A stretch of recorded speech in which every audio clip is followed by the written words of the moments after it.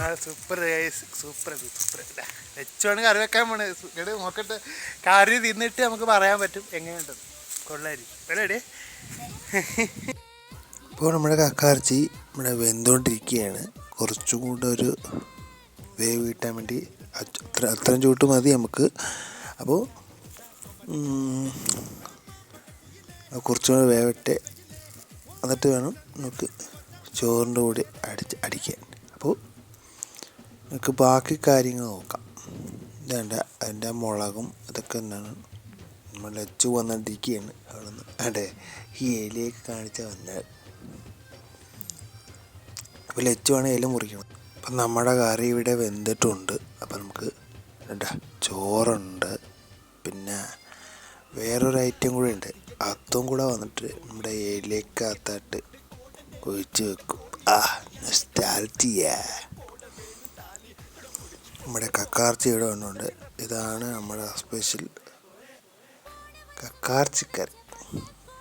കക്കാർച്ചിക്കറിയാണിത്. അപ്പോൾ അതിൻ്റെ കൂടെ ചോറുണ്ട്, നല്ല ചൂട് ചോറാണ്. അപ്പോൾ അതിൻ്റെ കൂടെ സ്പെഷ്യലി ഞാൻ പറഞ്ഞില്ല ഒരു കറിയാണ്, അരച്ചുകൂട്ടാണ്. അപ്പോൾ ഈ അരച്ചുകൂട്ട് നമ്മൾ കക്കാർച്ചും കൂടെ ഒരുമിച്ച് അടിക്കാൻ പോവുകയാണ്. അപ്പോൾ നമ്മൾ ആദ്യം വാഴയിലയിൽ നമ്മൾ ചോറ് അങ്ങോട്ട് വിളമ്പി 2 ഇലക്കകത്തും തുല്യമായിട്ടാണ് വെച്ചു വിളമ്പുന്നത്. കണ്ടില്ലേ?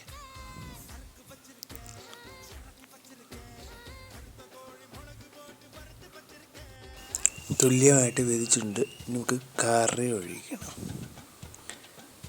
തുല്യമായിട്ടാണ് ലച്ചു വീതിക്കുന്നത്. ചോറ് അത്ര എടുത്തിട്ടുള്ളൂ. അപ്പോൾ ഇനി കറിയാണ് ഒഴിക്കണം.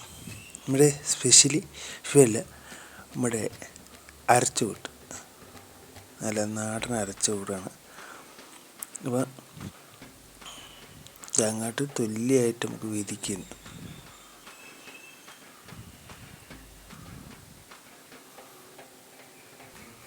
തുല്യമായിട്ട് വീതിക്കുന്നു. അതാണ് ലച്ചുവിൻ്റെ പോളിസി. ഇനിയാണ് മക്കളെ കക്കാർച്ചിക്കറി. കക്കാർച്ചിക്കറി. അപ്പോൾ നമുക്ക് വെച്ച് തുല്യമായിട്ട് അതും വേദിക്കുകയാണ്.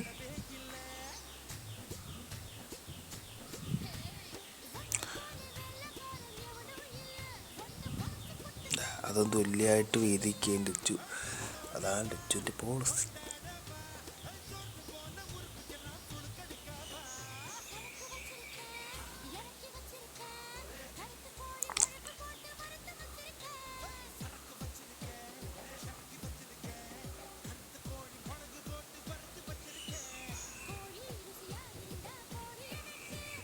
അപ്പോൾ ഇത് കഴിഞ്ഞാൽ ഉടനെ നമ്മൾ കഴിക്കാൻ തുടങ്ങാൻ പോവുകയാണ്.